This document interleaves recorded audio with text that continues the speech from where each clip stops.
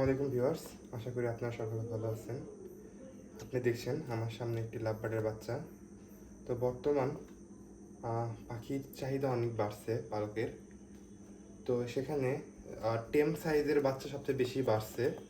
সবাই এখন টেম সাইজ বেবি পালতে পছন্দ করে, বাট অনেক ব্যক্তি বলে যে কীভাবে খাওয়াবো বা কীভাবে কী করব সেটা বলে। কিন্তু পাখি খাওয়ানো অনেক সোজা, কিন্তু অনেক মানুষ তা বোঝে না বা অনেক শখ করে কিনে আনে, কিন্তু সেই কিনে আনা পাখিগুলো কীভাবে খাবে সেটা না জানার কারণে অনেক পাখি মারা যায় বা অনেকে অনেক ভুল কাজ করে থাকে। তো প্রথমে আমি একটা ইঞ্জেকশনের সিরিঞ্জ নিয়েছি, যে ফার্মেসি পাওয়া যায়, একটা ক্যালেন্ডার মতন বাটারফ্লাই কি যেন বলে, এটা আমি সঠিক জানি না এটি, এবং একটি বাটি এবং চামচ।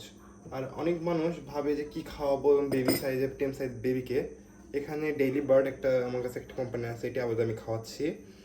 আর আরেকটি আছে নিউট্রিশনস। তারপর আরও মার্কেটে বিভিন্ন ধরনের খাবার আছে, চাইলে আপনারা সেগুলো খাওয়াতে পারেন। এখন এটা কীভাবে খাওয়াতে হয়, আপনি চাইলে এটি উষুম পানি, মানে একেবারে যে হাত দিলেও দেওয়া যাবে, কিন্তু বেশি গরম না, আপনার হাতে অনুভব হচ্ছে এরকম গরম হালকা এরকম টাইপ, সেখানে সব কিছু পরিষ্কার করে রাখবেন আপনারা।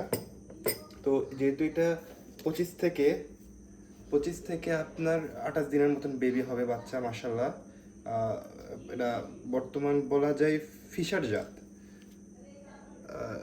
একটু আমি বুঝতেছি না রেড আই হবে না ব্ল্যাক আই হবে, একটু ওরকমই ভাব দেখতেছি রেড আইয়ের মতন।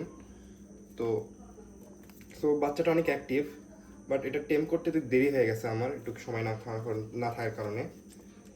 তো এতে পানি, যেহেতু আমার একটু আন্দাজ নিতে ভুল হয় সব সময়, হয়তো পানি বেশি হয় বা কম, সেক্ষেত্রে আমি আমার ইঞ্জেকশনের সিরিজ 6 মিলি নিয়ে নিছি। এটা মিলি বলে, হ্যাঁ এমএল বলে। দেখছি বাচ্চাটা খুব অ্যাক্টিভ, নিয়ে নিলাম।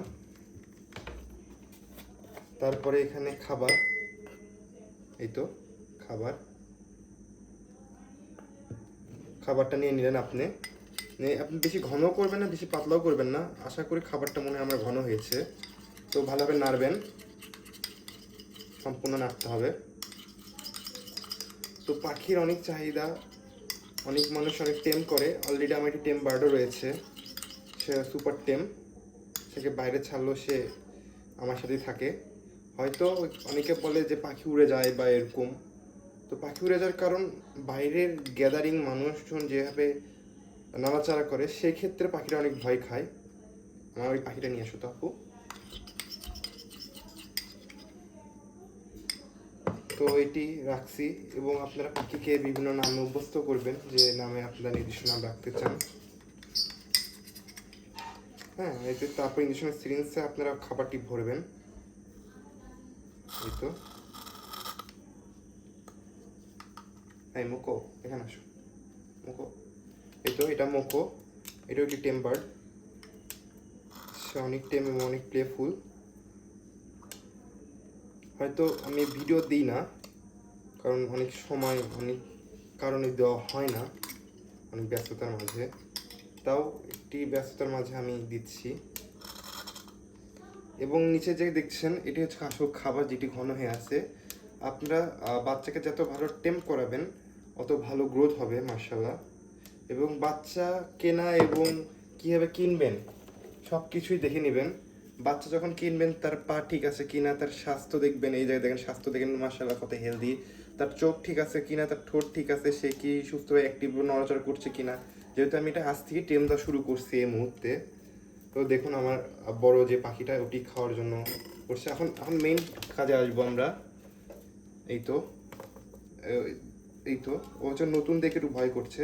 আপনারা যখন পাখি নেবেন, তখন এইভাবে ধরবেন মাথাটা যে নেবেন, নিয়ে এইভাবে ধরবেন। প্রথম যেহেতু নতুন, আজকেই টেম দেওয়া শুরু হচ্ছে ওর, এভাবে হা করাবেন। এই কথা শোনো বাবু। এটা হা করাবেন। ও হা করতে চাচ্ছে না, কারণ সে নতুন। দিবেন, এবং সাবধানে রাখবেন যে খাদ্য নাড়িতে দিচ্ছেন না শ্বাস নাড়িতে দিচ্ছেন। আমি সম্পূর্ণ তার মুখের ভিতর দিয়ে দিয়েছি, এবং আস্তে আস্তে পুশ করব, এবং সে খাচ্ছে। দেখুন,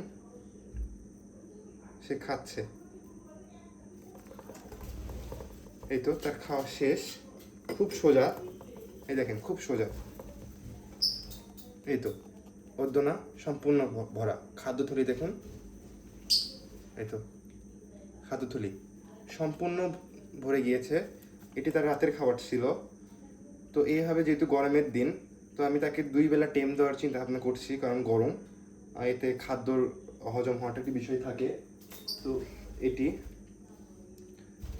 তো এইভাবে আপনারা টেম করবেন। এবং এর কিছু যেহেতু এই বার্ডটার নাম আমরা রাখিনি, এই বার্ডটার নাম কি রাখা যায় আপনারা বলবেন। এবং এর একটা আপডেট আমি রেগুলার দিব। এবং আমার যে বার্ডটি দেখলেন সে বার্ডটিরও মাঝে মধ্যে দুষ্টমি কিছু অনেক ভিডিও আছে, সেগুলো আমি দিব, আপনারা দেখবেন। দেখার জন্য সাবস্ক্রাইব করবেন। ধন্যবাদ।